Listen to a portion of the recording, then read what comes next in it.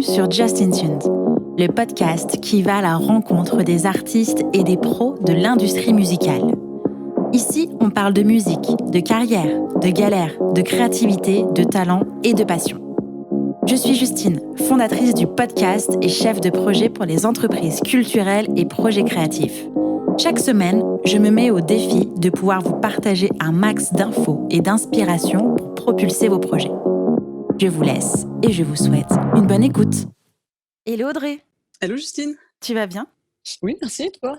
Oui, ça va. Merci beaucoup d'être avec moi aujourd'hui pour enregistrer un épisode de Just in Tune avec moi. Je suis ravie de te recevoir.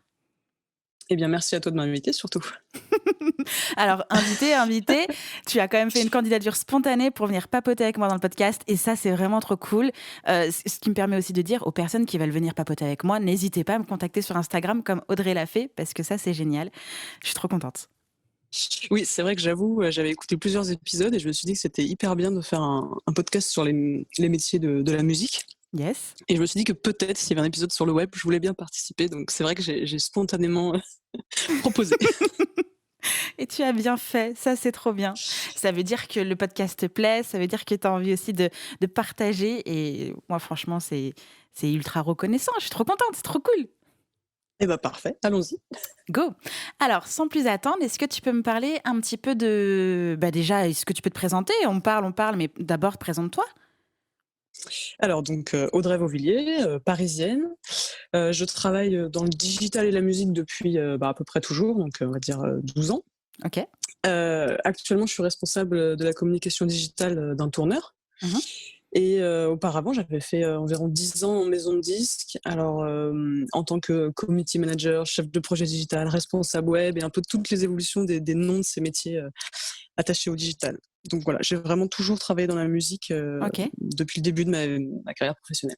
Ok. Est-ce que tu peux me parler un petit peu de ton parcours? Par quoi tu as commencé? Comment tu t'es formé? Tout ce que tu as fait un petit peu pour arriver comme ça aujourd'hui devant moi? Enfin, avec moi plutôt. Alors, moi, j'avais toujours cette envie, en fait, de bosser dans la musique, Mhm. mais je ne savais pas vraiment par quelle porte y arriver. J'ai Ok. fait j'ai fait une école de commerce, des études vraiment marketing, commerce international et des choses comme ça, mais il n'y avait pas à l'époque de cursus vraiment musique. Mhm. En tout cas, moi, j'ai pas réussi à en trouver à l'époque qui marchait. Donc là, je parle d'une époque, on va dire jusqu'en 2007-2008, côté études. Ok. Il n'y avait pas vraiment de formation spécifique. Donc moi, à l'époque, je me suis dit, c'est pas possible de toujours candidater à des stages sans pouvoir, entre guillemets, prouver que j'aimais la musique, que j'étais Mhm. motivée et tout.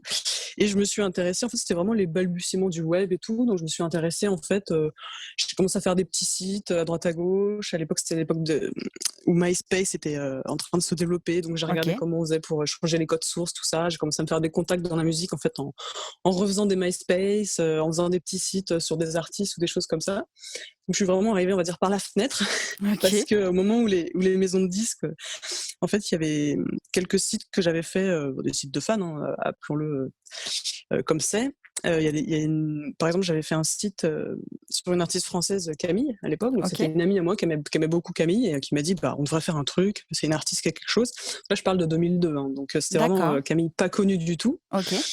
Et donc j'ai monté ce petit site et en fait, voilà, il s'est un peu rien passé autour parce que c'était vraiment les balbutiements du web et tout.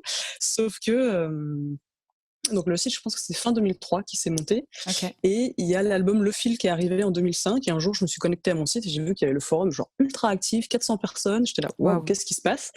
Donc j'ai bêtement écrit à IMI en disant: «Salut, j'ai un site, il y a 400 personnes, qu'est-ce qu'on fait?» Et en fait, c'est un peu de là que c'est parti parce qu'eux, ils étaient, à l'époque, il y avait pas de site officiel. Ils savaient pas trop quoi faire, en fait, de ces nouvelles technologies. En fait, il y Mhm. avait vraiment pas encore de à cette époque, il y avait rien du coup, en maison de disques sur le web. Mhm. Donc en fait, ils m'ont bêtement inclus dans toutes les boucles promo, d'infos, des choses comme ça. Ok. Et il se trouve que en vrai, c'est une belle histoire parce qu'il se trouve que l'album Le Fil a hyper bien marché. Mhm. Du coup, le site est devenu référence. En fait, il y avait plein d'articles, je voyais clairement qui prenaient les infos sur notre site et tout. Ok. Et en fait, voilà, c'est un peu comme ça que j'ai commencé à avoir des contacts dans la musique. Et alors après, je saute quelques années, mais on va dire qu'après, le label de Camille cherchait un chef de projet digital junior pour Mhm. quelques mois. Donc du coup là, ça amène à 2010. Et ils ont D'accord. pensé à moi, du coup ils se sont rappelés de l'époque. OK. Et voilà, c'est un peu comme ça que j'ai commencé. Alors j'avais déjà fait d'autres choses dans la musique entre-temps, mais en tout cas, eux, ils m'ont rappelé à ce moment-là pour ça. Et de fil en aiguille, en fait, pour boucler la boucle, j'ai fini par bosser officiellement pour Camille. OK. Je vais m'occuper de son site officiel et tout, donc c'est une belle boucle.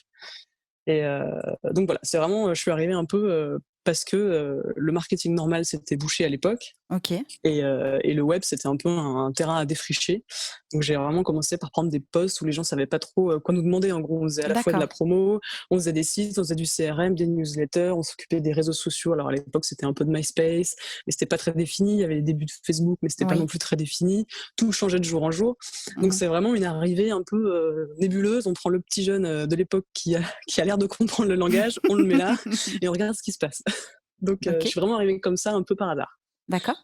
Pourquoi tu voulais, travailler dans la musique? Je pense, une passion, bête, d'enfant qui dont le que ça intéresse quoi, je pense. C'est D'accord. vraiment tout bête c'était vraiment plus en fait une application, j'avais envie de bosser dans la musique de base et puis au fur et à mesure de mes études, j'ai bien vu que les packaging de boîtes de camembert, ça allait pas trop m'emballer. Même si Tu très intéressant m'étonnes. comme cas pratique, hein, vraiment j'ai aimé travailler sur ces cas pratiques ou les emballages de dentifrice. Mais vraiment je me suis dit: «En fait, on peut appliquer tout ça à des métiers plus cool» Mmh. et je me suis intéressée assez vite à la musique. Enfin intéressée, je me suis rappelé que je pouvais le faire dans la musique et même, enfin moi ce qui m'intéressait aussi c'était l'édition, donc des livres, enfin en fait tout le secteur, culturel. Mmh. Parce que j'ai aussi fait des stages, en édition, chez Flammarion. D'accord. Parce qu'au début j'ai fait beaucoup de stages dans des trucs qui avaient rien à voir en fait. D'accord. C'est-à-dire que j'ai fait des stages dans les cosmétiques de luxe. OK. L'édition, c'était mon stage le plus proche de ce que je voulais faire, mais j'ai vraiment fait des stages rien à voir et c'est vraiment de là où c'est parti. Je me suis dit: «Il faut que je fasse des trucs musicaux». OK. D'où les sites et tout. D'accord. Voilà. Hem, donc tu es embauchée dans le label de Camille. Ensuite, qu'est-ce qui se passe? Alors, le label de Camille, c'est pas ma toute première expérience. Ma toute première expérience, en fait, c'était chez Discographe, D'accord. un label indépendant. C'était ça, c'est vraiment ma première expérience professionnelle. OK. Donc là, j'ai passé, c'était une super école, en fait, de commencer en label indépendant parce que c'est vraiment l'école de la débrouille. OK. C'est-à-dire qu'il y a pas de moyens et il faut tout faire. Du coup, on apprend vraiment, à se débrouiller avec rien. Enfin, quand je dis rien, c'est-à-dire que, sur l'échelle d'un label indépendant, on va dire que les pôles, de budgétaires sont beaucoup plus restreints qu'en major, Mmh. par exemple Bien sûr. et encore plus à l'époque, là je parle de 2009, dans les métiers du web. C'est-à-dire que Mmh. là, vraiment, il fallait faire des bouts de ficelle à assembler, quoi Mmh. et c'est ultra formateur. Déjà parce que travailler en label indépendant, ça permet de voir vraiment les équipes, toutes les équipes. En fait, on est tous dans un open space, donc on voit un peu tous les métiers. C'est ultra formateur. D'ailleurs, pour la petite anecdote, quand j'étais chez Discographe, Mmh. la personne à ma droite, c'était Marine Debrine que tu as interviewée il y a pas longtemps. Énorme! Donc j'avais sa baffle, sa baffe de musique de Warp à l'époque à OK. mon oreille. Donc c'est vraiment ma première expérience, donc voilà, on a commencé là. Enfin, donc ça, c'était pour l'anecdote et du coup de label indé, je suis passée chez EMI en chef de projet, junior, digital OK. junior, quelques mois. Donc c'était un remplacement à la base, quelques mois et là, en fait, c'est aussi hyper formateur parce qu'on change complètement de typologie d'artiste, on Mmh. change de typologie de tout, en fait, parce que passer d'un petit label indé à l'époque, c'était EMI, donc qui aujourd'hui, c'est Warner. Ouais. Mais ça change tout, les proportions, tout. C'est vraiment, c'est hyper intéressant de faire le changement, en fait. Mais OK. c'est bien d'avoir connu les 2. Enfin, pour plus tard, pour avoir vraiment passé plus de temps en major, je pense que je garderai toujours de l'expérience du label indé, une vraie sensibilité, de la débrouille quoi, de trouver des Oui. solutions quand il y en a pas et des choses comme ça. Donc je suis vraiment contente d'avoir fait les 2 et d'avoir Oui. commencé par le label indé, quoi. OK. C'était quoi la différence entre, alors évidemment budgétaire, mais, en termes d'outils, est-ce que IMI était déjà, un peu plus avancé, un peu plus au courant, un peu plus à l'aise avec les outils du web afin de faciliter, ton métier Ouais, et ouais? complètement. OK. Complètement. Pour moi, EMI, ça a été une école extraordinaire parce qu'il y avait des équipes, sur le CRM vraiment, très, très en avance sur le sujet. Alors le CRM, c'est Customer Relationship Management. Yes. C'est un peu tout ce qui va faire, c'est tout ce qui permet en fait de rassembler des données autour d'un artiste. Donc ça va Mmh. être, en fait, c'est très vaste. C'est-à-dire ça va être de la base d'emails newsletter en fait, juste à Mmh. rassembler des emails autour d'un artiste, jusqu'à, alors je prends des exemples d'aujourd'hui, mais par exemple quand on fait un Spotify Connect ou un Deezer Connect, ça permet de recevoir des tas d'informations sur les gens. C'est-à-dire on peut avoir, leur âge, là où est-ce qu'ils habitent, ce qu'ils écoutent. En fait, c'est vraiment cartographier le profil des utilisateurs pour ensuite pouvoir les recibler en marketing et en choses comme ça. OK. Je sais pas si l'explication est très claire, mais en gros, c'est vraiment tout ce qui permet d'avoir des infos sur les utilisateurs Mmh. ou les fans d'un artiste et ensuite de mieux leur adresser des informations, leur faire découvrir des choses et voilà. Et donc le OK. CRM, c'est un peu tout ce qui agrège tout ça et permet de l'utiliser au mieux, quoi. OK. Nickel. Merci. Donc en termes d'outils web, c'est vrai que là, on passe, suite à une structure qui pense à faire des sites artistes, qui a des équipes internes pour les faire, qui a des outils pour envoyer des newsletters, qui a des outils pour traiter tout ça. Alors, bien sûr, on parle encore de balbutiement par rapport à ce qui se fait maintenant, Mmh. mais c'était quand même déjà à l'époque, donc c'était il y a 10 ans, ils étaient déjà vraiment très très en avance. Donc ça a été une école extraordinaire pour se familiariser avec tous les bons réflexes à avoir en fait par la suite et tous les Mmh. bons réflexes qu'en fait qui ont pu être appliqués en community management par la suite et des choses comme ça. OK. Hem, Quelle est la différence entre chef de projet digital et community manager? Alors donc la différence entre un chef de projet digital et un community manager, moi je dirais qu'en fait le community management, c'est une partie, des fonctions d'un chef de projet digital. Lui, il faut OK. le voir plutôt en fait comme un chef d'orchestre qui serait, au croisement en fait de tous les aspects digitaux nécessaires en fait au lancement, je prends d'un album par exemple. D'accord. C'est-à-dire que, quand un album se lance, il y a le chef de projet, qui a sa stratégie, marketing, qui lui est vraiment le chef de projet, global. Mmh. Mais il y a toute une partie digitale et le fait d'avoir un chef de projet digital, en fait, ça permet de faciliter pour le coup, la chaîne plus technique, on va dire.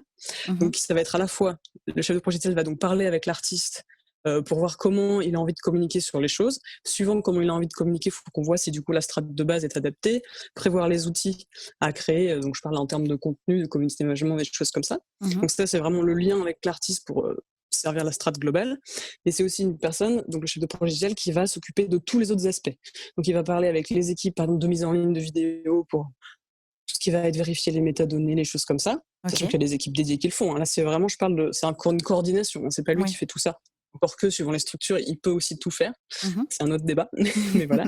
Donc, par exemple, pour les mises en ligne de vidéos, après, il y a le service commercial qui, par exemple, va avoir des posts à faire, des choses pour les plateformes, des trucs comme ça. Donc, lui, il fait vraiment la coordination entre tous les aspects du digital. S'il y a besoin de créer un site, animer un site, tout ça, c'est lui qui va chercher les développeurs et tout. S'il y a besoin de développer des opérations spéciales, des trucs un peu cool et tout, bah, c'est lui qui va chercher les idées, les prestats et tout. Donc, c'est vraiment une espèce de coordination de tous les aspects possibles du digital. Un petit chef d'orchestre, en gros, de la partie digitale, bien sûr, qui travaille main dans la main avec le chef de projet normal et bien sûr avec l'artiste. D'accord.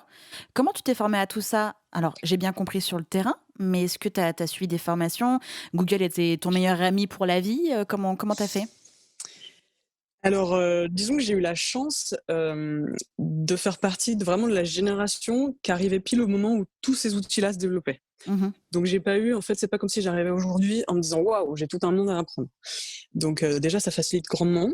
Mmh. Ensuite, c'est vrai que Google a été mon meilleur ami et en fait, j'ai pas souvent mené des projets, seule. C'est-à-dire que j'ai toujours trouvé des amis, motivés pour découvrir des choses aussi. Donc moi, j'ai beaucoup de projets que j'ai montés à l'époque, même quand je parle de sites de fans que j'avais fait, on était toujours 2, par exemple. Soit quelqu'un de plus calé en code, soit quelqu'un de plus calé, sur l'artiste en question. Mmh. Mais en fait, ça nourrit vachement de s'entourer et d'apprendre des choses, même si c'est des recherches Google, c'est bien de le faire à plusieurs, quoi. Oui. Donc ouais, en fait, donc pour la partie un peu, commencer là-dedans, j'ai regardé un peu comment on codait. Mmh. Pour MySpace, refaire les MySpace et ben, en fait, j'ai fait contrôle U, ce qui permet d'afficher le le code Le source et j'ai code? imprimé Mmh. OK. et j'ai lu des lignes de code. Je ne parle pas vraiment de code, mais en fait, des fois, il suffit de comprendre qu'il y a une liste qui s'ouvre, donc il y a une balise qui se ferme et il faut regarder un peu comment ça marche. Mmh. Donc ouais, je me souviens de l'époque où vraiment j'imprimais des dizaines de pages de code de MySpace. Waouh! OK. Donc c'est vraiment, la débrouille et en fait après c'est suivant, tu vois? On me dit: «Est-ce que tu sais, monter une newsletter?» Et ben, en fait, je dis: «Oui» et Mmh. je passe, 2 jours et 2 nuits à regarder tous les outils possibles pour savoir le faire, quoi. OK. Donc c'est un peu de bluff, beaucoup de recherche et surtout beaucoup, beaucoup, beaucoup de temps. C'est ça. Et même encore maintenant, souvent quand on me demande si je sais faire un truc, parfois je dis: «Oui», c'est juste que je sais que je vais avoir la capacité Oui. de trouver les moyens de le faire en très rapidement, quoi. Mmh. J'ai à Donc peu près ce même fonctionnement et à chaque fois, je suis là: «Mais pourquoi j'ai dit "oui" quand je vois tout le temps que j'y passe?» Mais je trouve ça tellement passionnant de farfouiller, taper la tête contre le truc, genre mais elle est où ma solution, Je sais qu'il y a une solution, je vais la trouver, mais certes, je passe du temps, mais après, mais quelle victoire de savoir faire cette nouvelle chose ou d'avoir réussi à accomplir cette mission, quoi. Je trouve ça Complètement. extraordinaire. Et puis c'est beaucoup plus motivant, en fait, Ouais. de chercher quelque chose de précis quand on en a besoin, plutôt que d'apprendre des tas de trucs où on ne Mmh. sait pas quand est-ce que ça va sortir. Parce que du coup, on les intègre sans les intégrer, en fait. C'est ça. Donc moi, j'aime beaucoup les cas pratiques et trouver des solutions rapidement. Encore une fois, il y a 10 ans, on avait quand même plus de temps que maintenant. Il y avait moins d'outils, moins de réseaux sociaux, moins de pression, parce qu'en fait, il a quand même l'intérêt aussi pour ces nouvelles façons de communiquer s'est développé avec le temps. Mmh. Donc à l'époque, c'était très secondaire en fait, tout ça. Donc là, à l'heure actuelle, c'est genre le premier truc qu'on nous demande de faire, mais à l'époque, c'était genre bon bah et si on a le temps, on fera ça. OK. Donc ça permet aussi, moi j'ai vraiment eu cette chance, ça permettait de prendre plus de temps à l'époque et après, bah, c'est des années d'expérience qui et puis c'est beaucoup de rencontres en fait dans tous ces, toutes les entreprises par lesquelles je suis passée, il y a eu beaucoup de gens, de rencontres, j'ai fait des services différents aussi, ça c'est parce que du coup je me suis arrêtée en suspens dans mon parcours, mais j'ai travaillé à d'autres postes en fait, Mmh. par exemple, chez IMI, j'ai travaillé à l'achat d'espace publicitaire, Oui. donc tout média pour le coup, rien à voir, mais c'était vraiment une histoire de rester dans la place en En commande quoi ça gauche. consiste? À l'achat d'espace tout média, bah, c'est-à-dire qu'on a un budget publicitaire et on va voir si on peut faire des campagnes d'affichage dans le métro, des campagnes télé, des OK, choses comme ça, quoi. d'accord. Donc rien à voir avec le web pour le coup, OK. mais le fait justement là, c'est vrai que pour ce poste, c'est vrai que mon diplôme d'école de commerce m'a servi. OK.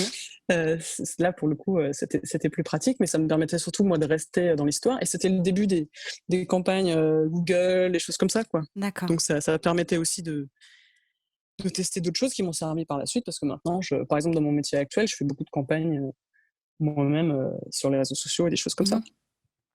Donc le fait d'avoir vu plusieurs posts en maison de disques aussi, c'est pas mal, quoi. OK. Sur tes premiers mois chez EMI, qu'est-ce qui t'a marqué, dans ton métier? Comment est-ce que tu as eu peur, je sais pas, de communiquer sur les nouveaux réseaux sociaux des artistes? Voilà, dans quel état d'esprit tu étais? Est-ce que tu avais peur ou pas? J'ai une anecdote sur ce tout premier poste. Mmh. À l'époque, donc quand je suis arrivée chez EMI, je m'occupais du catalogue Hostile Records. OK. Quand je dis je m'occupais du catalogue, on s'entend, hein, c'était pour la partie web, Mmh. promo et outils. Et il y avait d'autres gens vraiment chez Hostile Records. Et un des premiers trucs qu'on m'a demandé, c'était de faire la mise à jour du site de Sadeko. Et là, on m'a dit attention, il y a un langage particulier. Et là, j'avoue, je me suis vraiment trouvée dans la problématique de devoir apprendre. Je me souviens plus ce que c'était comme mot, mais on m'avait dit langage forain. Et OK. j'avais dû chercher un petit peu sur d'anciens posts ces trucs pour comprendre ce que ça voulait dire. Et effectivement, il y avait un langage particulier à l'époque. Enfin, je pense toujours dans cette cible. Ouais. Voilà. Et ça m'avait beaucoup marqué parce que je me suis dit, ah ouais, donc du coup, c'est vraiment une autre typologie d'artiste. Moi, j'arrivais de discographes où c'était Angus et Julia Stone, Mmh. General Electric, des choses un peu différentes, quoi. Oui. Et là, j'arrive, Hostile Records, cette gecko, vas-y, parle forain. J'étais là, voilà, ça c'était Tout va ma bien. première entrée. Je me suis dit, bon, ok. Voilà, non, mais par contre, ça m'a fait tout de suite comprendre qu'en fait, tout ce qu'allait être communication sur le web et tout, il fallait que ce soit vraiment Adapté? adapté à l'artiste, à son Mmh. langage, à sa communauté et tout. Donc ça a été le premier exemple, ce qui m'a permis de savoir que je travaillais pour des artistes dont je maîtrisais pas ni de la musique, ni... Enfin, c'était quand même une typologie particulière là. Mmh. Et je me dis, on ne peut pas être spécialiste de tous les genres de musique. Bien Et sûr. c'est pour ça qu'après, j'ai quand même plus fait des catalogues plus chansons françaises, quoi. D'accord. On est quand même plus efficace, mais même si c'est aussi très challengeant de travailler pour des artistes dont on ne connaît pas vraiment l'univers, et ça m'est arrivé d'avoir des super expériences en la matière, c'est quand même plus simple quand on connaît tous les codes au départ, quoi. Bien sûr. Bah, parce que tu es identifié à la cible, donc du coup, tu écris ce que tu aurais aimé entendre, lire, toi, en tant Tout que à fait. spectatrice ou auditrice. C'est sûr. Ouais, complètement. Ça, c'est vraiment pour la partie, on va dire, plus CM et tout. Mmh. Après, pour ce qui va être d'autres aspects du digital, c'est parfois très intéressant aussi de découvrir d'autres univers.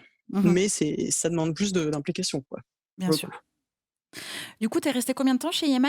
Alors, je suis restée, j'ai fait une première série ouais, de 9 mois et après, je suis Mmh. restée 2 ans. OK, Je d'accord. suis revenue, ouais.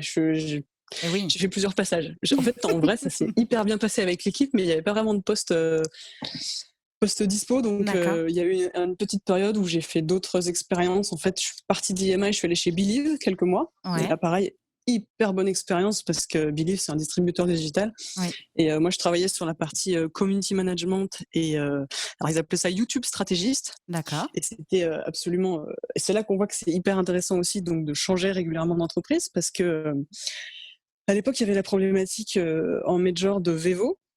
Donc Vevo, pour expliquer, c'est un.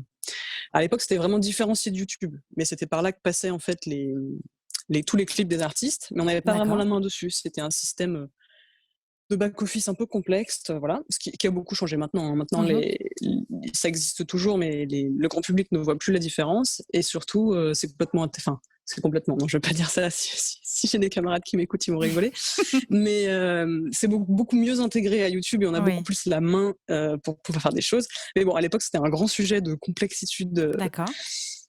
difficile. Et le fait de revenir du coup chez un indépendant spécialiste de YouTube, j'avais appris énormément de choses sur le back-office YouTube et ses possibilités de monétisation. OK. Bon, du coup, ça avait été. Je suis pas restée longtemps, là, je suis restée 3-4 mois OK. avant que EMI me redébauche. Mais pareil, c'était hyper challengeant parce que c'était une. À l'époque, c'était petit Believe encore. Ouais. C'était petit. C'était déjà en pleine expansion, vraiment, mais on était encore dans des petits bureaux, tous entassés. On sentait que ça allait devenir énorme et Mmh. ce fut le cas. OK. Mais pareil, super expérience. Là, j'étais dans la partie moi label du coup. Et OK. c'était vraiment une super expérience de voir en fait le côté distribution digitale. Ouais.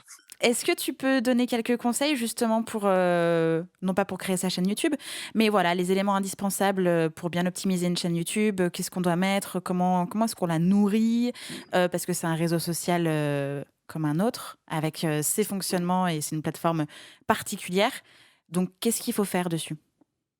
Alors, bah, déjà, ça dépend si l'artiste est quelqu'un qui fournit beaucoup de contenu vidéo. D'accord. Si la typologie de l'artiste, c'est voilà, j'ai 15 chansons sur un album à venir, j'ai envie d'illustrer les 15 et tout, là, on est sur un artiste qui, du coup, a plus un profil YouTube, on va dire. Mmh. Si au contraire, il se dit, bah, j'ai 2 clips pour mon album et ce sera tout, bon, là, on est sur une customisation un peu basique, quoi.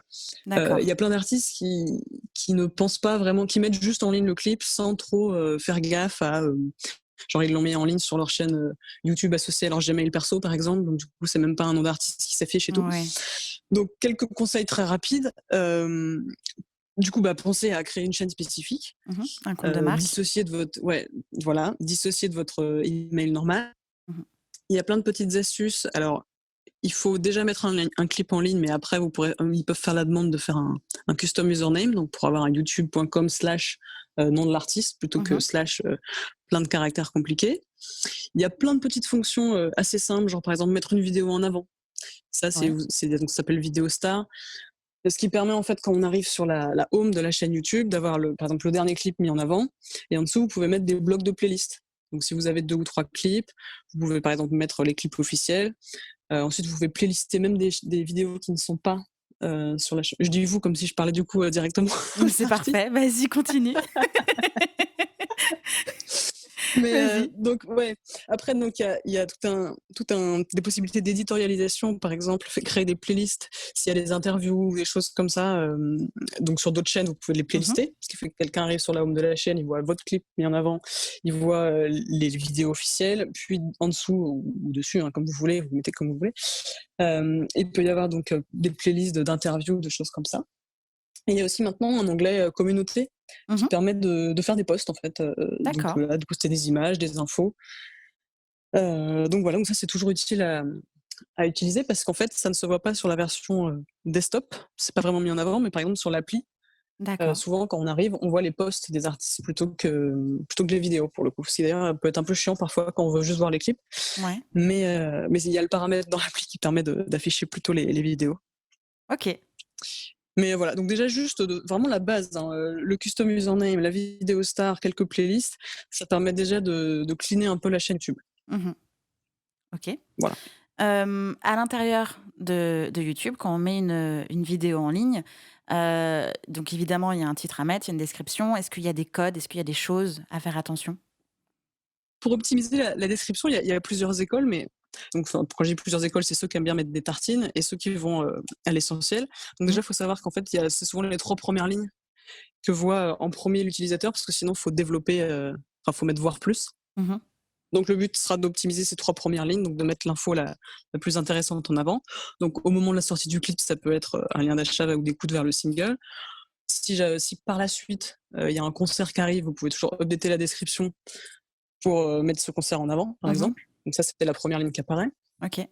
Et ensuite, pour tout ce qui est référencement, donc évidemment, de plus en plus, il y en a qui mettent les paroles de la chanson. Ouais. Évidemment, tous les crédits associés au clip. Après, il y a aussi le jeu des mots-clés qui sert dans les descriptions. Ouais. Donc voilà, on peut mettre de plus en plus de texte, de ce que j'ai vu dernièrement. Mmh. Donc ça permet vraiment de mettre pour tous les crédits, les paroles, tous les liens d'achat. C'est bien aussi si les gens ils peuvent vous retrouver ailleurs, donc mettre les liens des réseaux sociaux ou le Ouais. lien d'un site web qui rassemble tout Mmh. ça. Oui, j'en profite pour faire une parenthèse sur un conseil global et général que je répète tout le temps en web, c'est que c'est bien si par n'importe quel point d'entrée de la personne, peu importe par où il arrive sur votre contenu, que ce soit un clip, une chanson, un truc, qui puisse rebondir pour aller voir autre chose. Oui. OK. Et donc quand je dis ça, c'est par exemple si on est sur une page Facebook et qu'on met 2 heures à trouver un lien d'achat ou un lien d'écoute d'album ou savoir même qu'il y a un album qui est sorti, c'est pas bon. Il vaut mieux mettre l'info partout dans les à propos, tous les champs que c'est possible.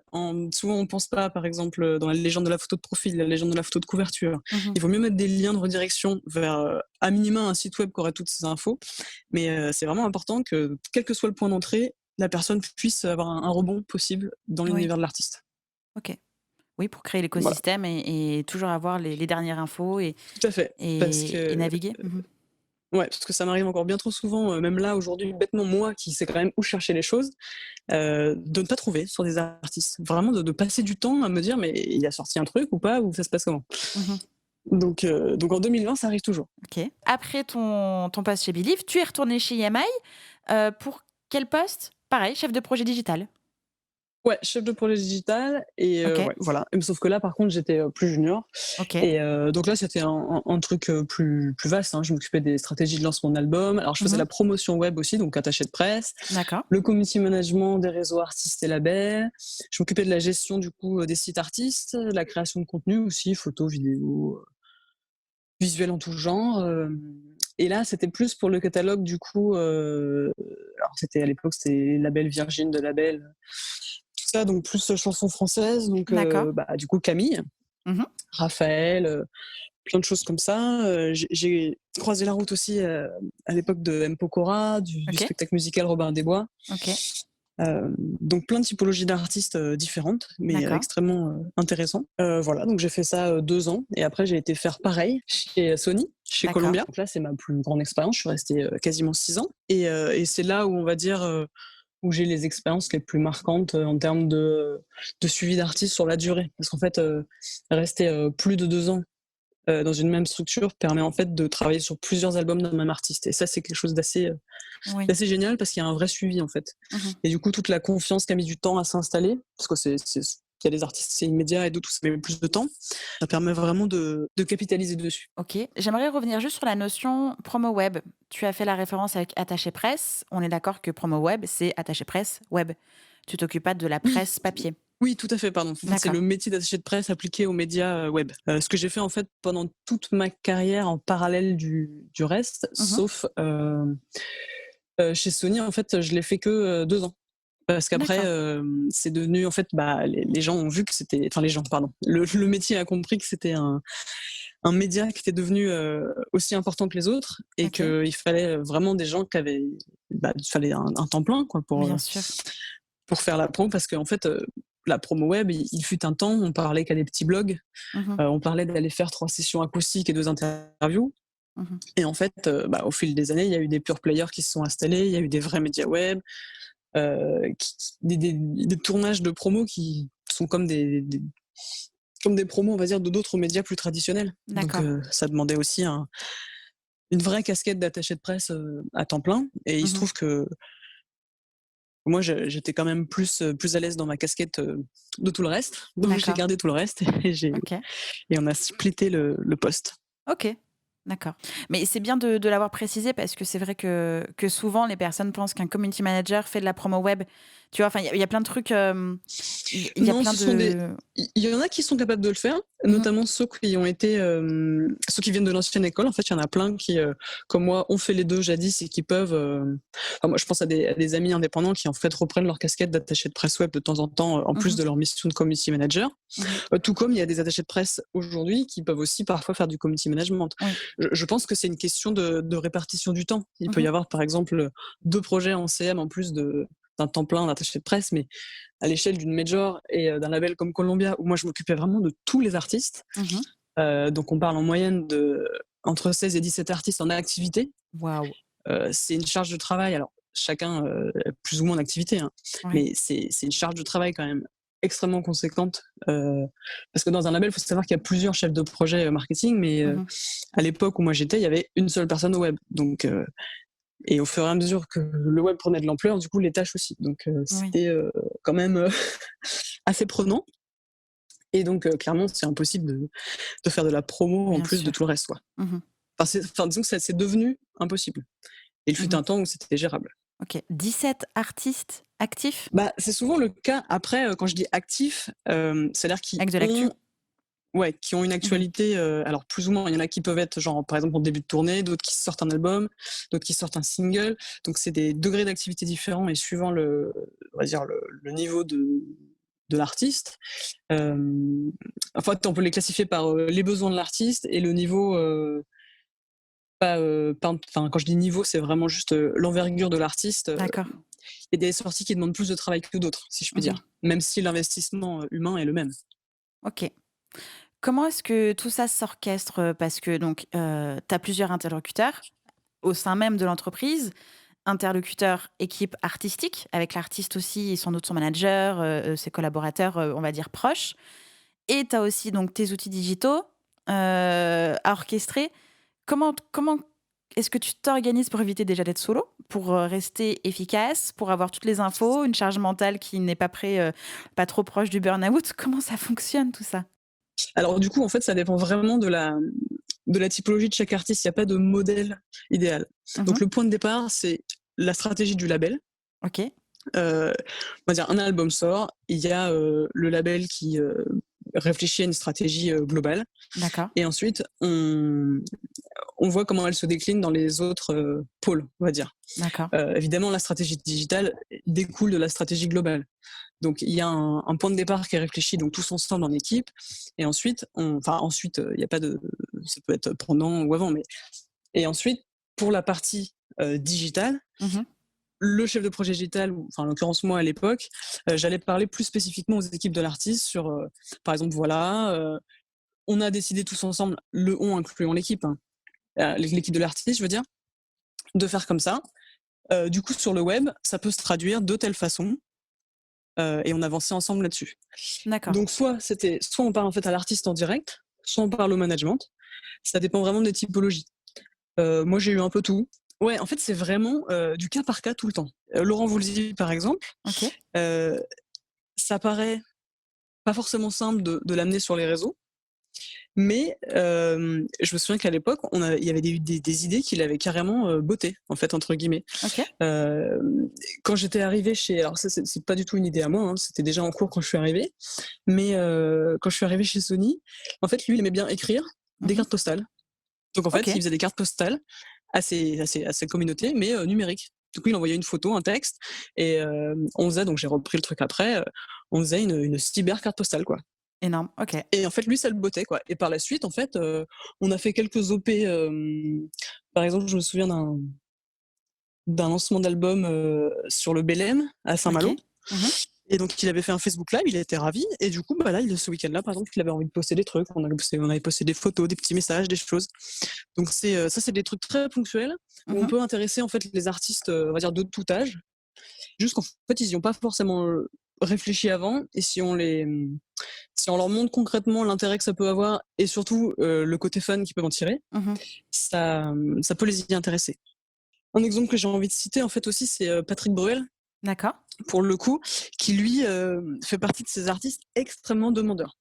OK. C'est-à-dire que lui, il a, je pense à mon sens, un temps d'avance sur, toutes ces questions-là parce que, il a, À l'époque où j'ai commencé à travailler avec lui, donc chez Sony, il avait déjà un community manager externe. D'accord. Donc, on va dire dédié à lui, mais parce qu'il a un parcours pas très bref, donc du coup, il est acteur. Enfin, il a plein de domaines autres que Oui. la musique. Mmh. Donc, il avait déjà un community manager externe. Ce qui, là, pour le coup, facilite extrêmement le travail d'un community manager comme moi. Mmh.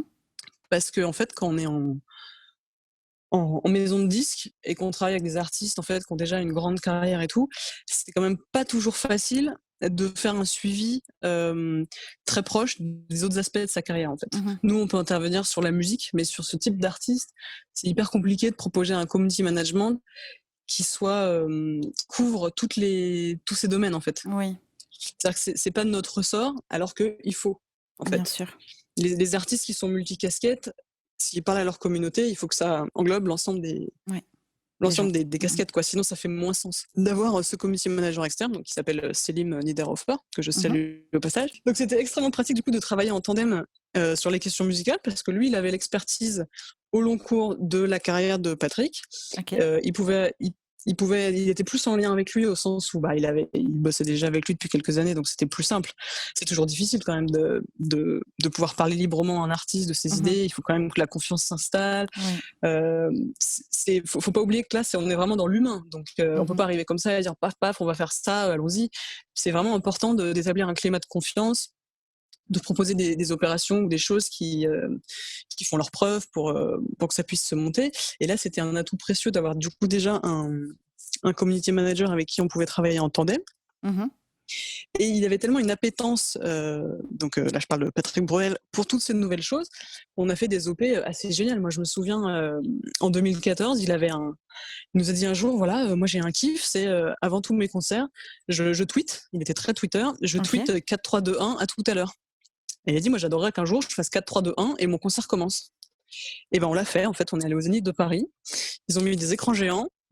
Donc après, on a enrobé le dispositif, hein, donc les gens pouvaient tweeter. Donc c'était à l'époque les tweet walls, donc OK. 2014, voilà.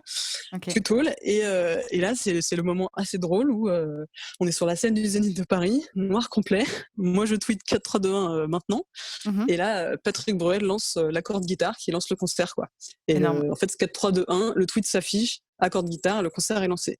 OK. Et ça, c'est une petite anecdote, mais c'est quand même assez incroyable d'avoir pu faire ça. Et surtout qu'un artiste ait cette envie de dire, bah ouais, on D'intégrer va mettre ça des écrans totalement. géants Mmh. et je vais lancer mon concert avec un tweet. Donc, et ça a été le début, en fait, d'une collaboration extrêmement enrichissante et de plus en plus poussée, en l'occurrence avec cet artiste, parce qu'on a fait plein d'autres choses depuis. Et si je reprends l'exemple de Twitter, il y a eu j'ai des petites anecdotes, mais il y avait un truc qui avait hyper bien marché aussi, c'était Selim qui avait eu l'idée. Il y avait eu une diffusion du film Le Prénom sur, Oui, je sais plus excellent film. sur quelle chaîne à l'époque. Et lui, il avait prévu un live tweet, en fait, gros, juste de mettre des répliques avec des photos du film. OK. Donc un truc, pour le coup, qui était très classique, c'est-à-dire que n'importe qui aurait vu que c'était pas l'artiste qui tweetait. Enfin, ça, c'était Mmh. même pas voulu c'était juste faire un suivi, quoi. OK. Sauf que là où l'idée a été géniale, et là je m'applique dedans parce qu'en l'occurrence, moi je lançais les tweets parce que Selim était dans un bus au fin fond des États-Unis. Et donc moi je m'étais dit, bah tiens, je regarde le film et je lance le tweet, mais il avait tout préparé, c'était génial.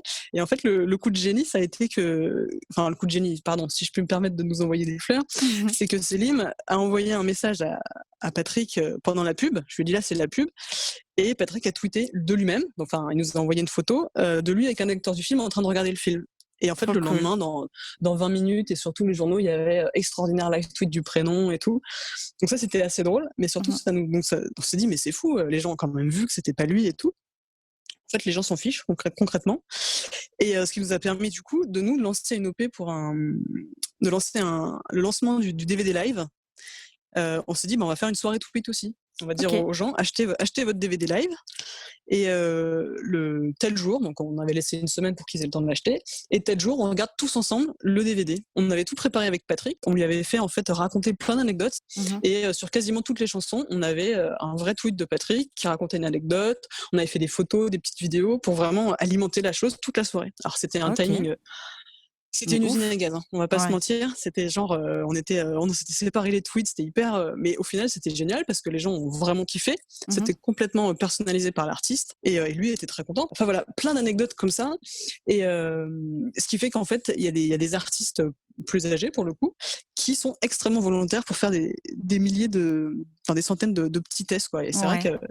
qu'avec Patrick, ça a été un terrain hyper intéressant parce que c'est une cible, hyper engagée, Mmh. heu, qui adore les images de coulisses et des choses comme ça. Donc ça a été un truc vraiment chouette de suivre les coulisses de ces concerts. Il y a eu plein d'autres choses, genre il y a eu, le stade Pierre-Mauroy à Lille qui était retransmis sur TF1 et nous on était sur Instagram. En plus, faut pas oublier qu'à l'époque, il y avait pas, les stories, tout ça, hein. Mmh. Donc il y a beaucoup d'anecdotes que je relate en fait, où il y avait pas les stories, il y avait pas Instagram, on était encore sur Twitter, Facebook, il y avait pas tous ces formats, Ouais. pratiques. Mmh. Donc faut à chaque fois remettre dans le contexte de l'époque où on n'avait pas tous les moyens maintenant, où évidemment, on dit: «Bah ouais, on a fait les coulisses en story, quoi». Donc Et puis non, à il y avait l'époque, c'est pas quand les même mêmes, c'était pas non plus les mêmes téléphones où maintenant tout est facile presque dessus. tout à fait. Là, tu étais sur des Mais téléphones, plus compliqués. c'était aussi le challenge de l'époque de faire des belles photos d'artistes en coulisses, hem, qui soient diffusables du coup, immédiatement sur un Instagram ou Ouais. un compte d'un autre artiste. Donc c'est beaucoup de challenge, mais en tout cas, ça fait partie des artistes qui ont toujours répondu présent et qui étaient extrêmement volontaires, quoi. Mais vu que c'est vachement prenant, comment tu t'organises pour être aussi disponible pour les autres artistes? Alors, il y a parfois la chance du planning, OK, c'est-à-dire qu'ils sont pas on n'a souvent pas un Patrick Bruel en même temps qu'une grosse sortie, parallèle, quoi. d'accord. Heu, voilà, ça peut arriver, et là, l'avantage, c'est qu'il y avait du coup, quelqu'un en plus. Moi, j'étais vraiment là ponctuellement sur les grosses opérations. Ouais, OK. Ça, c'est une aide indéniable. Après, pour les artistes qui n'ont pas de CM externe, beaucoup, bah, c'est prenant. Mmh. Alors, parfois, on a l'impression que quand on dit qu'un artiste a un community manager, les fans peuvent avoir l'impression qu'on enlève quelque chose, genre: «Ah, c'est Mmh. pas lui qui poste», et des choses comme ça.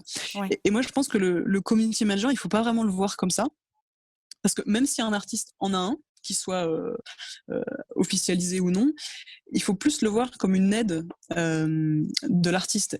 Je pense que la plupart des gens se doutent qu'un artiste d'envergure n'a pas forcément, le temps de tout Mmh. gérer lui-même. Donc il y a vraiment plusieurs écoles là-dessus. Il y a ceux qui mettent ostensiblement, qu'un message est posté par, team machin, Mmh.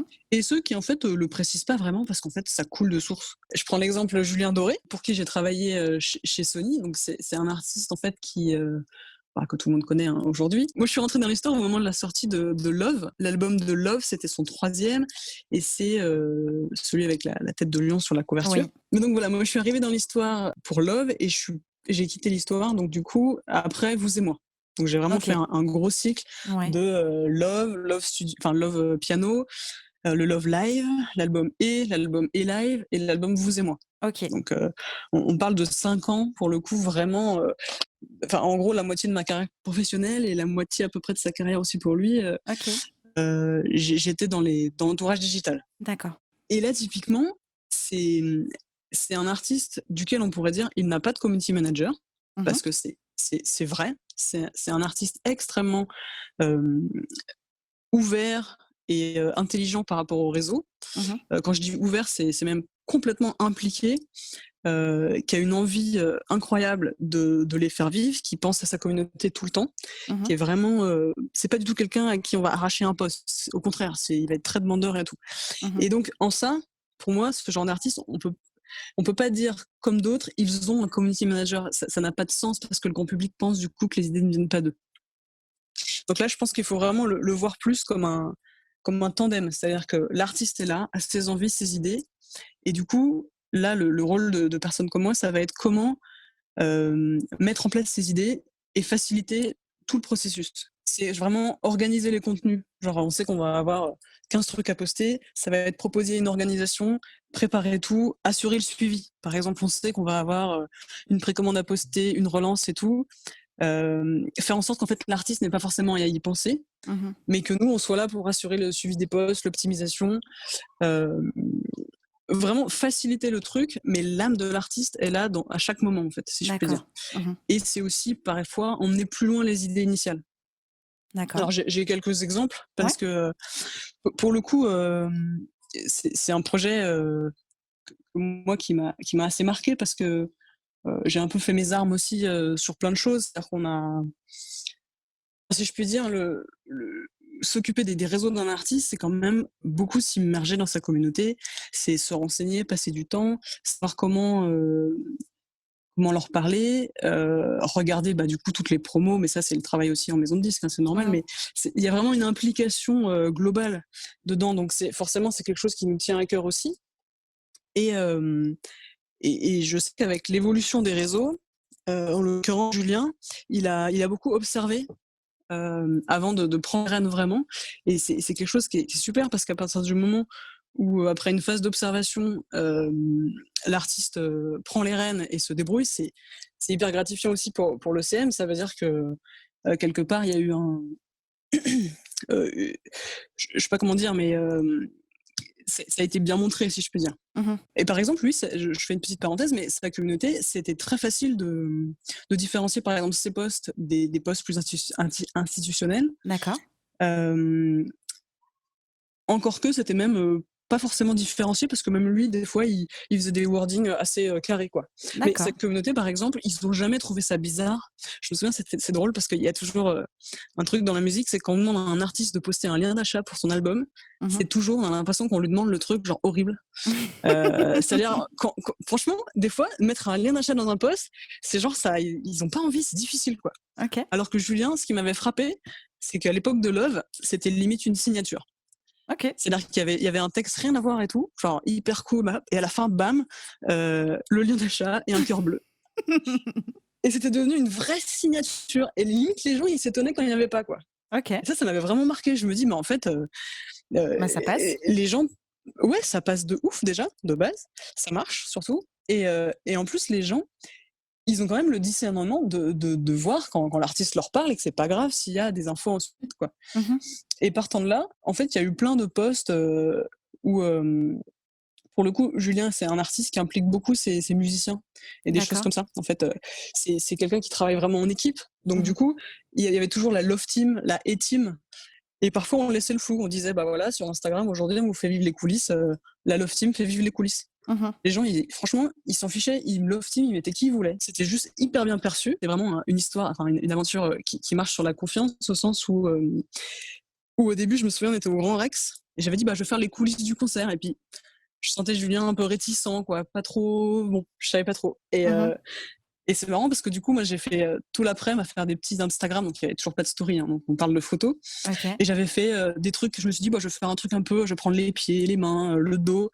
Au bout de quelques heures de trucs, il me dit, mais en fait, tu le fais pas l'OP finalement? Je fais si, si. Et là, en fait, j'ai montré qu'en fait, il était présent sur quasi toutes les photos, mais genre, on le voyait suggérer.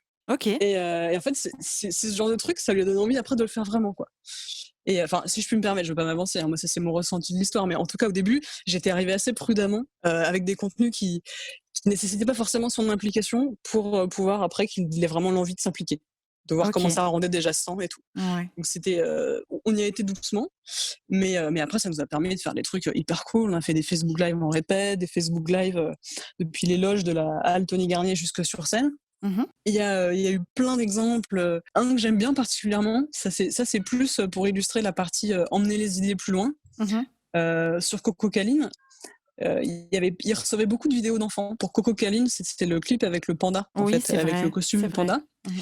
Énormément de gens, on voyait des photos de leurs enfants, des vidéos de leurs enfants qui dansaient Mmh. devant le clip. Et Julien, il en recevait vraiment beaucoup, donc il me les envoie, il me dit, est-ce qu'on peut pas faire un bout à bout de tout ça? Et moi, je voyais pas vraiment le bout à bout. Je me suis dit, ça va être regardable. Et je me suis un peu chauffée. J'ai passé une nuit à regarder vraiment tous les. Je dis une nuit parce que, évidemment, vu la somme de travail par ailleurs, pas vraiment faire ça au bureau. J'ai regardé tous les YouTube et tout, des gens qui avaient fait la chanson complète, des choses comme ça. J'ai trouvé assez d'extraits pour remonter entièrement la chanson avec des vidéos pirates. OK. Et sachant que j'avoue, j'ai demandé à 2-3 potes de filmer à toute allure leur enfant pour les phrases qui me manquaient. En fait, je lui ai proposé ça. Je lui ai dit, écoute, voilà, je trouvais que ça marchait pas le bout à bout. Je proposais ça. Et en Mmh. fait, il s'est dit, bah, je n'osais même pas vous le demander, en fait, ça. OK. Et pour la petite histoire qui est assez chouette, c'est qu'au final, cette vidéo, ce montage vidéo, il y a eu un JT de France 2 pas longtemps après, et ça a été diffusé dedans. Donc j'étais assez Mais bravo. fière. Et en fait, je dis pas ça du tout pour, entre guillemets, faire mousser mon travail ou autre chose, parce que je fais vraiment partie de ceux qui pensent que le CM, c'est un métier de l'ombre. Mmh. Mais je trouve que c'est une bonne illustration d'un tandem artiste CM pour le coup, Mmh. d'une idée de départ qui va plus loin et qui au final plaît beaucoup aux gens parce que ça, on a même fait du coup un volume 2 de ça. OK. Et qui en plus dépasse le cercle du web. Et en ça, j'ai beaucoup appris aussi sur ce projet parce que pareil, tu disais tout à l'heure comment est-ce qu'on se forme. Et ben, il y a énormément de fois où il m'a dit est-ce que c'est possible de faire ça? Mmh. Et j'ai dit bah ouais, c'est possible de faire ça. Et ben voilà, Bah, je vais je chercher. savais pas du tout. Ouais, non mais voilà, plein de trucs. Et puis en plus, quand on a un artiste qui s'intéresse vraiment au code des réseaux, Ouais, je pense que tout le monde a vu ces réparties sur Twitter et ces ouais. choses comme ça. Quand on a un artiste qui a cette intelligence de s'adapter à chaque réseau et de comprendre les codes, on peut beaucoup s'amuser. Par exemple, les gifs, il adorait ça. Et au début, on prenait des gifs d'autres choses, quoi, ce que tout le monde utilise. Et puis à un moment, on s'est dit, mais vas-y, on va faire des gifs De avec les lui? clips, on Mmh. va en créer. Et il y a eu une période où il avait une banque d'images de gifs ou de gifs, je sais pas, un gros débat. Il avait cette intelligence de prévoir des contenus, de se dire, bah voilà, on passe 2 heures à faire des tas de contenus. Et puis lui a une banque d'images à côté dans lequel il pioche. Mmh. Et, et il l'a fait extrêmement intelligemment. Et moi, j'ai trouvé que c'était vraiment et j'appelle ça tandem, pour le coup, extrêmement enrichissant parce que d'un côté, lui me poussait à aller plus loin, moi je l'aidais à organiser. Enfin, vraiment, il y avait une bonne entente sur l'envie de quoi faire sur les réseaux, quoi. Mmh. Donc voilà, pour moi, c'est vraiment une de mes meilleures expériences en termes de tandem. Bah, en plus, c'est quand même challengeant de travailler pour un artiste de cette envergure, donc Oui. c'est hyper chouette. À force d'habitude, des choses comme ça, bah, franchement, au bout de 5 ans quand même, je savais un peu proposer des wordings, le faire à sa place et tout. Et il y a des fois, c'est vrai qu'on n'avait plus vraiment besoin de validation, quoi. Il savait que ça allait rouler. Et vraiment, sur les 2 dernières années, c'était hyper pratique, complètement fluide. Et tu parlais tout à l'heure d'un interlocuteur dans les maisons de disques et tout. Au final, c'était genre OK pour tout le monde, qu'on se parle en direct et que ça avance, quoi. Et il y avait plus de doute sur est-ce que ce sera bien fait en temps et en heure. C'était calé, programmé. On faisait de grosses sessions de travail. Ça permettait de gagner du temps sur les semaines à venir pour tout ce qui est vraiment contenu institutionnalisé et pour pouvoir surtout avoir la tête libre pour que lui puisse proposer des contenus au débeauté quotidien tranquille, quoi. Mmh. C'était ce que j'allais dire, c'est que, là, la collaboration que tu mets en avant avec Julien, c'était évidemment le tandem, mais c'était aussi la tranquillité d'esprit pour que l'artiste soit autonome sur ses propres réseaux. Le fait que tu travailles avec lui, tu étais pas en train de le déposséder de ses moyens de communication et accès à sa communauté et à ses fans et à ses proches et cetera.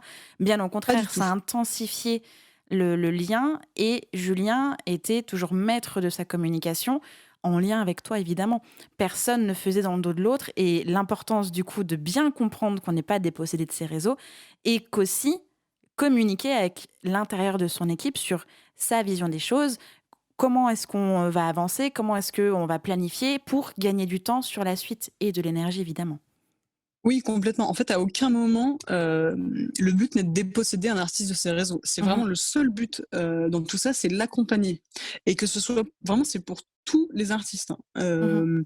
Même ceux, par exemple, on va dire qui sont, moins enclins ou qui n'utilisaient pas les réseaux avant, par exemple, à qui Mmh. on crée des pages ou des choses comme ça reste leur réseau. Donc à aucun moment, on va envoyer des posts sans qu'ils soient au courant. C'est-à-dire qu'à minima, il y a, voilà, pour info, on a besoin de poster sur ça, ça, ça. Est-ce que c'est OK? Voilà. Je veux dire, les maisons de disques ne sont pas propriétaires des réseaux. Mmh. Et, et à partir du moment où un artiste nous confie des codes pour pouvoir le faire, c'est de la bonne intelligence. Mmh. Enfin, personne n'a d'intérêt à déposséder un artiste de ses réseaux au sens de faire des posts qui l'approuveraient pas et tout. Bien C'est sûr. vraiment contre-productif. Et à quel moment un artiste, peut ou doit faire appel à un CM? Alors, déjà, ce qu'il faut savoir, c'est on peut faire appel à un CM, de façon ponctuelle. C'est-à-dire que soit on se dit: «Voilà, j'ai, beaucoup d'actu qui arrive, je vais être ultra occupé, mais j'ai envie quand même que ma communauté vive» et là, dans ce cas-là, si on a le budget bien sûr aussi, on prend un CM, on va dire, sur une mission de plus long terme, mais ça peut Mmh. être aussi, faire un appel genre, pour par exemple, une session de conseil dans le cadre d'un lancement d'album. Genre, comment est-ce que j'organise mon storytelling? Voilà, j'ai tous ces types de contenus, comment je peux organiser ça et tout. Moi, ça m'est arrivé plus d'une fois, je le fais d'ailleurs régulièrement pour des amis ou des artistes que je connais, de de les aider en fait à organiser parce qu'il y a plein de petits mécanismes que nous on connaît. On sait que par exemple, quand un album va sortir, s'il y a une précommande, bah, la pochette va être dévoilée, en amont. Mmh. Donc, le but, ça va être d'anticiper ça, genre que le dévoiler la pochette, ça va être, c'est un petit événement en soi, c'est quelque chose à faire un post spécifique. Mmh. Pas, d'essayer de lui dire que, bah, en fait, ça sert à rien de sortir, par exemple, un clip le jour de la sortie de l'album. Enfin, Oui. ça dépend de l'envergure de l'artiste, mais pour un artiste qui a pas beaucoup de contenu, ça fait du coup trop d'infos le même jour, en fait, Mmh. et trop d'infos importantes le même jour. Donc pour revenir à la question, à quel moment est-ce qu'il a besoin d'un CM ou pas? C'est plus, est-ce qu'il a besoin de quelqu'un pour l'accompagner dans sa stratégie de communication autour de l'album sur le web? Mmh. Donc dans ce cas-là, ça peut être ponctuel, donc faire appel à un CM ou quelqu'un qui fait de la strat digitale, de façon peut-être ponctuelle pour Mmh. organiser tout ça. Et pour ce qui est du vrai CM à long terme, faut voir ses besoins, en fait, s'il a vraiment beaucoup d'actu et qu'il peut pas assurer ça tout seul. Mais parfois, il y a pas vraiment besoin, quoi. Je sais que nous, il y a plein de projets sur lesquels les artistes, ils aimaient bien être accompagnés. Après, il faut savoir quand on est en maison de disque et qu'on est là de toute façon pour bosser sur le projet, c'est assez pratique pour eux aussi. C'est-à-dire que Bien sûr. pendant genre, on va dire, le mois avant et le mois après, ils vont être très demandeurs parce que, comme ça permet d'organiser la dose d'infos à distiller. Et après, bah, en fait, ils reprennent un peu au long cours comme ils faisaient avant, quoi. Surtout que pour les artistes qui alors, c'est pas forcément en termes d'actu, mais pour qui c'est une charge mentale, c'est compliqué d'organiser, c'est tout le temps la dernière minute: «Mince, j'ai pas ma photo, j'ai pas ma story, j'ai pas mon truc». Il y a des outils géniaux, pour pouvoir programmer ses publications et ses stories sur les réseaux sociaux, afin de pouvoir s'organiser et de pas courir tout le temps sur le contenu, d'être régulier et ça marche. Mais bon, c'est vrai qu'il faut savoir quoi poster et un peu comment et quand, et c'est l'intérêt d'avoir quelqu'un pour avoir des conseils, ça c'est sûr. Ouais, tout à fait. Après, je suis pas du tout en train de dire qu'il faut pas de CM, hein, loin de là. Au contraire, je trouve que c'est une aide, incroyable. En tout cas, pour tout artiste un peu nouveau là-dedans, qui est pas friand lui-même d'utiliser les outils, ça peut être complètement cool pendant quelques mois d'avoir quelqu'un qui sait les utiliser pour montrer l'étendue des possibilités. Mmh. Actuellement, dans mon travail, on a des artistes humour et en fait, eux, typiquement, c'est des artistes qui sont tellement habitués à faire des stories pour, pour rappeler qu'ils sont en spectacle 3 soirs par semaine et tout, qu'en fait, ils ont d'eux-mêmes tous les réflexes qu'il faut et du coup, en CM, on est peut-être moins utile. Enfin, on est OK. complètement moins utile parce qu'ils ont ce naturel complet à faire des stories face caméra, voilà. Donc ça dépend aussi de la typologie d'artiste. Par exemple, moi, toujours dans mon travail actuel, donc je travaille chez Olympia Productions. Parmi nos humoristes, moi j'ai repris le community management là, de Patrick Timsit il y a quelques temps. Et c'est hyper intéressant parce que lui, il a jamais trop été sur les réseaux. Il a toujours eu un community manager. Comme bah, il n'y a pas d'actu spectacle, il est beaucoup au cinéma. Et du coup, j'ai repris cette partie aussi. Et c'est hyper intéressant, quoi. Pour ce type d'artiste, là, effectivement, avoir un CM, ça permet d'organiser un peu tous les postes. Et c'est Mmh. vraiment ce qui se passe parce que, par exemple, dans ce cas présent, je reçois des dizaines de photos tous les 2 jours. Lui, par exemple, il sait qu'il tourne 4 films en même temps. Et moi, je me dis, ben, il va y avoir un planning d'annonces et de choses comme ça. Donc, comment on distille en fonction des futures sorties et des choses comme ça. Donc, Ouais. la partie orga, stock de photos et de garder, je m'en occupe moins. Et OK. lui, ça lui libère totalement l'esprit. Il a envoyé ses infos, voilà, il se dit, bah, il se passe des choses, et c'est parfait. Après, je me tiens au courant de ce qui se poste. Oui. Mais c'est pour illustrer que ça dépend vraiment de l'actualité et du besoin Mmh. des artistes. S'ils savent tous faire des stories de ouf et tout, il n'y a aucun besoin d'avoir Enfin, aucun besoin, on s'entend, hein, mais il n'y a pas besoin forcément d'avoir quelqu'un qui le fasse à leur place. C'est Mmh. plus dans ce cas-là d'organiser, de planifier, et là, ça va être plus une discussion de strat que de vraiment CM pur. Ce qui me permet aussi de parler des followers, des abonnés, des vues, tout ça, tout ça. Un community manager n'est pas une personne qui achète des vues, qui n'est pas une personne qui achète des followers et n'est surtout pas une personne qui achète des abos. Parce qu'en fait, il y a des personnes qui, vendent des prestats de CM, mais qui ne communiquent pas vraiment sur les réseaux sociaux, qui vont plus faire quelques posts, mais acheter, en fait, des vues, des choses comme ça. Même pas en faisant de la pub, c'est vraiment de l'achat, l'achat de vues, l'achat de follow et cetera. Et ça, c'est pas bon. Surtout, encore une fois, quand on lance son projet. Ce sont des personnes qui n'existent pas, donc qui ne viendront jamais à vos concerts. Voilà. Ça tombe bien que tu en parles. Sur les follow, on a eu le problème, c'est qu'on a parfois eu des nouveaux artistes qui arrivaient et où on sentait clairement que leur base actuelle était complètement composée de faux followers. Et ça, c'est un Mmh. vrai problème parce que ça veut dire que tous les posts d'après vont être noyés en termes de reach sur des gens ça ne sert à rien. Et donc moi, je sais que ça m'est arrivé d'essayer via les canaux officiels Facebook ou plus tard Instagram de les faire supprimer, mais ça, c'est bêtement, c'est compliqué. Mmh. Mais c'est un vrai souci parce qu'en fait, c'est gonfler artificiellement quelque chose où après, tout ce qu'on va faire, ça va être des coups d'épée dans l'eau parce que les vraies personnes intéressées ne verront pas les posts au milieu de cette masse de followers achetés. Donc, à part pour faire beau l'espace de peu de temps en disant ouais, j'ai 20 000 followers, ça ne sert strictement à rien d'en acheter. Surtout qu'en plus, il y a des purges régulières sur les réseaux, Oui. ils les détectent et on voit de plus en plus en plus, encore plus actuellement, où il y a des profils supprimés de Facebook comme ça, sans crier gare, et des accès qui se perdent. Et ça, je le vois là depuis 15 jours, c'est drastique. Je connais plein de gens qui ont perdu leur page. Alors, je dis pas que c'est parce qu'il y avait des faux followers, hein, mais j'ai juste qu'il y a vraiment des contrôles de plus en plus drastiques de la part des plateformes, que pour les certifications, c'est de plus en plus compliqué, à cause de beaucoup de profils comme ça, quoi. Donc vraiment gros déconseil d'acheter des vues ou des followers. Moi, ça m'est jamais arrivé. Il y a j'allais dire, ça dépend aussi des typologies d'artistes. Souvent, c'est plus sur des singles ponctuels, on va dire, de cibles plus jeunes, quoi. Où c'est plus important d'avoir un chiffre.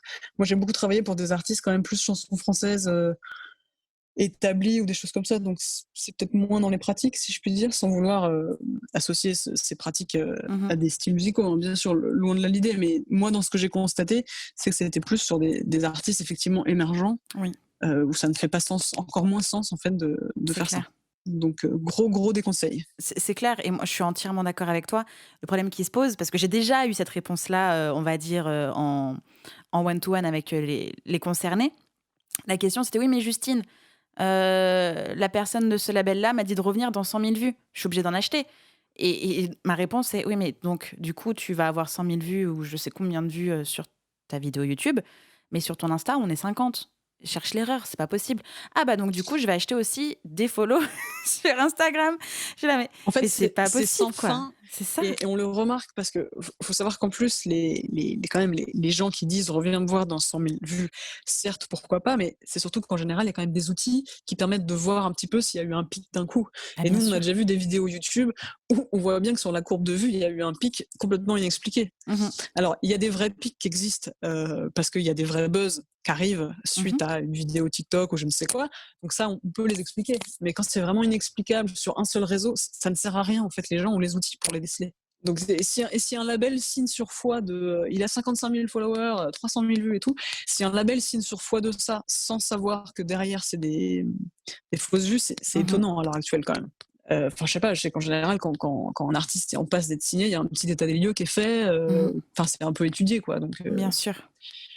On trompera personne longtemps, quoi. Ou alors, il faut le faire vraiment habilement, et ceci n'est pas un conseil. Oui, mais alors dans ce cas-là, quitte à dépenser de l'argent, autant, alors oui, investir et travailler avec un ou une CM, mais faut faire des campagnes. Voilà, c'est ce que j'allais dire, mettre du budget campagne publicitaire, où là, ça va être des vraies personnes avec une audience ciblée, parce que travailler en termes de stratégie, on a un projet, on veut toucher cette audience-là, cette cible, on va lancer des campagnes. Ah, mais ça demande plus de travail de faire ça. Bien sûr, un peu plus de budget aussi, mais c'est tellement plus efficace. Ouais, mais c'est vrai que non, mais parfois à budget équivalent, il vaut mieux faire des campagnes social media plutôt que de l'achat de followers qui ça va forcément se retourner à un moment donné contre C'est ça. Contre l'acheteur. C'est ça. C'était le moment dénonciation. Disclaimer. Voilà. Non, mais en fait, c'est vrai qu'il faut dire aux gens d'arrêter d'acheter du fake parce qu'en fait, ça marchera peut-être un temps et encore, et au final, ça sera pas productif. D'accord avec toi. Et dans le cas contraire, il y a des artistes qui ne veulent plus communiquer sur les réseaux, ne veulent plus avoir de réseaux sociaux. Comment est-ce qu'on peut travailler avec ce genre d'artistes ? Comment est-ce qu'on continue ? On arrête de communiquer ? Comment est-ce qu'on fonctionne ? Parce que les réseaux, c'est un média, c'est un lien avec leur communauté. On coupe pas ça comme ça ? Alors, il y a, j'ai déjà eu le cas en fait d'artistes qui suite à des clashs sur Twitter ou des choses comme ça coupent par exemple un compte. Alors là, du coup, c'est vrai que c'est un peu délicat parce que quand l'artiste, ce qui différencie vraiment, on va dire, le community management de personnes humaines vs de marques, c'est qu'il y a vraiment le facteur humain qui rentre en jeu. C'est-à-dire qu'on peut avoir la meilleure strat du monde, si l'artiste se connecte à ses réseaux et décide de poster des choses qui, par exemple, peuvent mener au clash ou je ne sais quoi, on n'a pas la main dessus. S'il décide de fermer lui-même ses réseaux, on n'a pas la main dessus non plus, en fait. Donc, il faut Ok. s'adapter. L'avantage, c'est que parfois, fermer un réseau, il y a toujours 14 jours de délai, donc on peut rattraper le coup. Ok. Mais il faut vraiment. Le but, c'est pas d'obliger l'artiste à être sur un réseau, c'est de comprendre déjà pourquoi il voulait plus y être et Mhm. comment faire pour contourner ce pourquoi. J'ai un exemple. Je travaille depuis toujours, on va dire, à des postes différents avec l'artiste Rose, Ouais. qui est une artiste donc que les gens connaissent depuis 2006. Oui. Et moi, en fait, alors juste pour situer mon parcours, quand je suis arrivée chez EMI la deuxième fois, c'était une artiste EMI, on avait collaboré sur plusieurs OP web. Ensuite, elle était partie chez Columbia, où j'étais partie quelques mois plus tard aussi. Gros D'accord. hasard. Ça, c'est pour situer le contexte.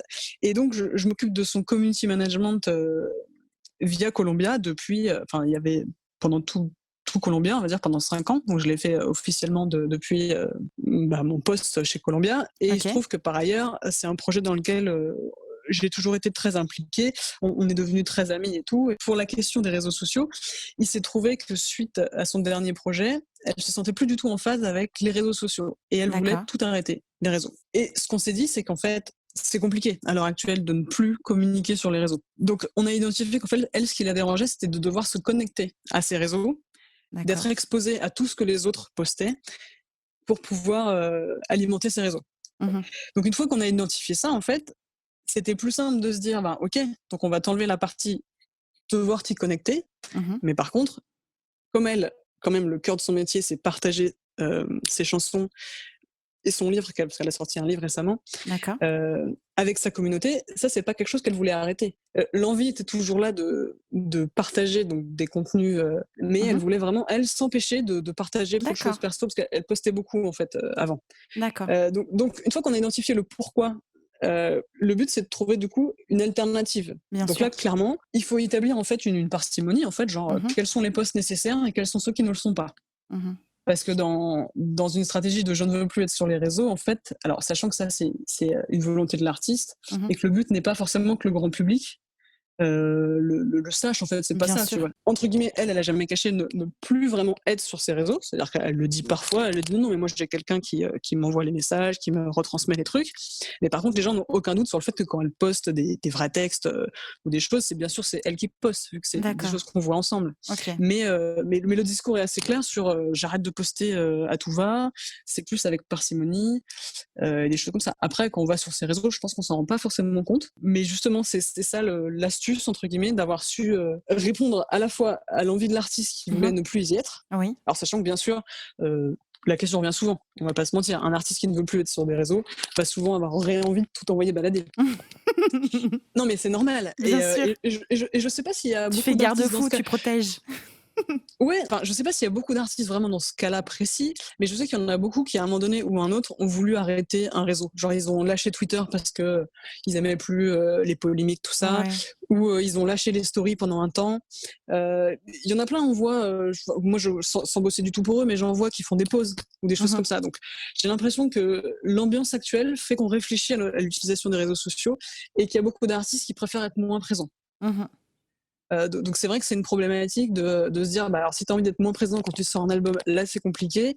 Par contre, le reste du temps, on peut l'entendre et du coup, voir avec eux vraiment ce qui les dérange pour leur enlever cette partie-là. Bien sûr. Mais évidemment, un artiste qui dit je veux plus être sur des réseaux et qui prend pas de community management, là c'est compliqué. Oui. Ce qui peut être aussi contradictoire.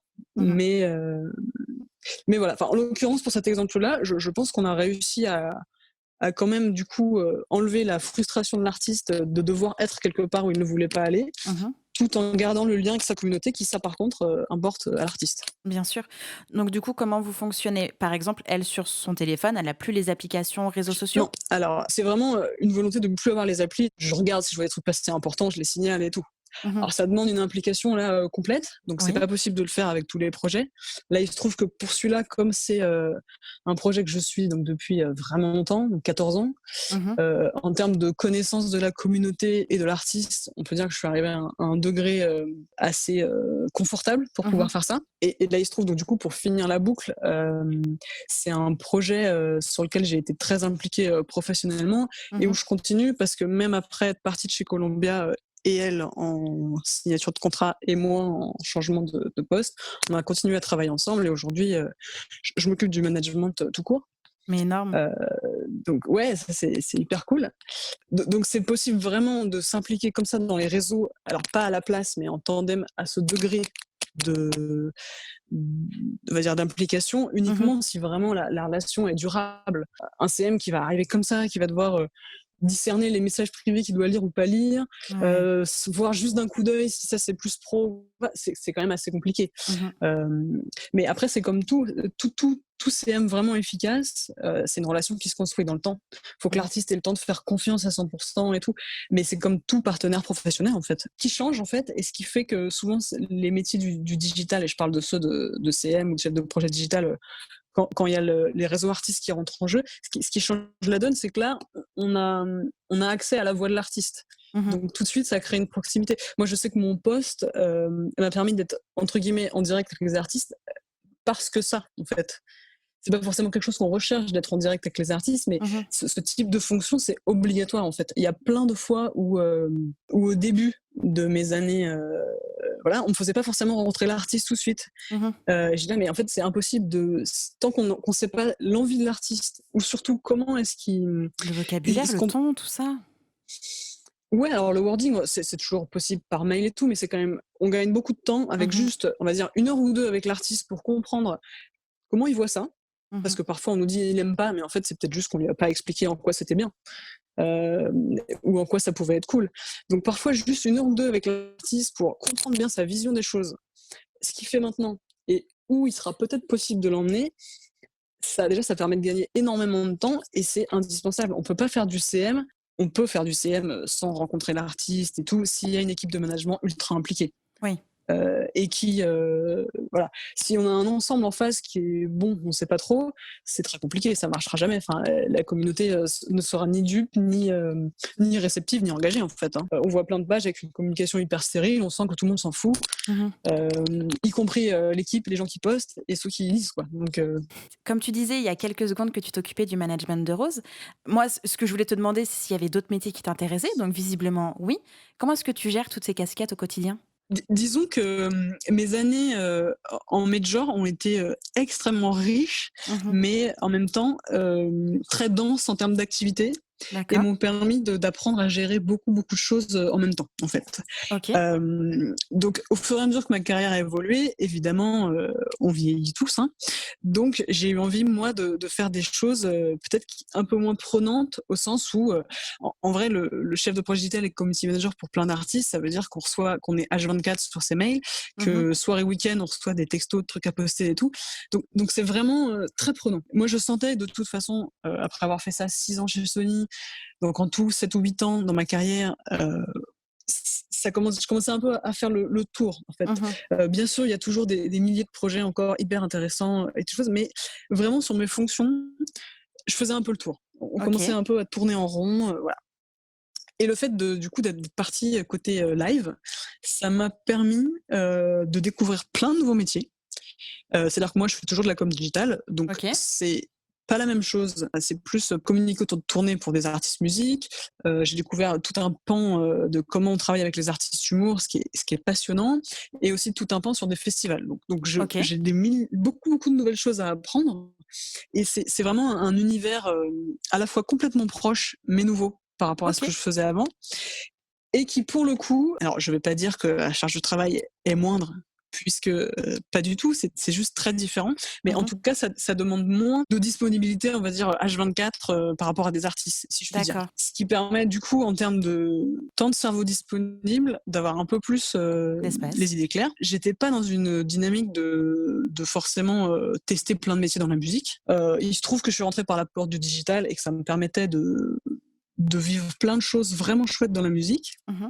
Le live, c'est quelque chose qui me manquait un peu, j'allais dire, au sens où je connaissais pas ces métiers. Donc, je suis ravie d'y être actuellement Mmh. à temps plein. Et il se trouve que à côté, moi, j'ai toujours fait beaucoup de choses. Enfin, je trouve ça important de toujours découvrir des trucs. Donc, moi, je sais que je fais beaucoup de vidéos à côté. Donc, j'ai toujours fait des choses en parallèle. Et là, c'est vrai que pour cette question précise du management, en fait, c'est un cas particulier parce que je ne pourrais pas le faire sur d'autres projets nouveaux parce que ça demanderait beaucoup trop de temps et un investissement que je n'ai pas. Alors, à part en 2020, du fait du contexte, j'ai quand même un travail à temps plein qui m'occupe pleinement. Donc c'est impossible de faire d'autres choses. Là, c'est un cas vraiment particulier parce que c'est un projet sur lequel j'ai toujours été impliquée. Donc ça roule. Donc on va dire ça me prend pas plus de temps qu'avant, en fait, si je puis dire. Et c'est vrai que c'est hyper cool d'ajouter cette casquette Bien sûr. À l'éventail des métiers de la musique que j'ai pu croiser. À l'époque où tu faisais le CM des artistes donc en direct, est-ce que tu avais un téléphone pro et un téléphone perso? Oui. Alors oui, tout à fait. J'ai hésité sur le oui parce que j'ai quand même commencé à l'époque où on nous donnait un BlackBerry. Donc autant vous dire qu'avec un BlackBerry, on fait pas grand-chose pour le CM artiste. Après, c'est pratique, effectivement, d'avoir 2 téléphones, ne serait-ce que pour le nombre de comptes Instagram possible de mettre là, et aussi pour avoir toujours un backup. Le fait qu'il soit pas chez le même opérateur en cas de problème, c'est très pratique. Ok, on s'approche de la fin. Oui. Merci Audrey pour tout ce que tu nous as donné aujourd'hui. Ton temps, tes conseils, tes anecdotes. C'était vraiment un épisode très riche. J'espère vraiment que les artistes et les pros qui nous écoutent vont ne plus avoir peur des réseaux sociaux déjà de base, et puis aussi avoir envie de les utiliser pour leurs projets, parce que c'est quand même assez chouette de pouvoir communiquer en direct avec ses fans et de pouvoir faire grandir une communauté autour de sa musique, de son projet, de sa vision, tout ça. Donc merci pour tout Audrey. Merci à toi Justine. N'hésite pas pour revenir parler de la suite de tes aventures dans le podcast. Reviens quoi, viens papoter. Bien, avec plaisir. À très bientôt Audrey. À bientôt, salut. Salut. J'espère que cet épisode vous a plu. N'hésitez pas à partager le podcast à une personne qui souhaite se lancer dans l'industrie musicale. Si vous aimez le podcast et son contenu et que vous souhaitez me soutenir, rien de plus simple. Il suffit de commenter, de mettre des pouces en l'air, de me donner des étoiles sur Apple Podcast, de suivre les réseaux sociaux du podcast et de vous y abonner sur Facebook, Instagram et Twitter au nom de Justin Tuned. Si vous avez des questions, si vous avez des idées pour les prochains épisodes, n'hésitez pas à me laisser votre message en commentaire ou alors directement sur l'adresse mail hello@justintunes.com. Merci d'avoir pris le temps de m'écouter et à très vite pour le prochain épisode du podcast Justin Tuned. Cast Justin Tuned. Cast Justin Tuned. Cast Justin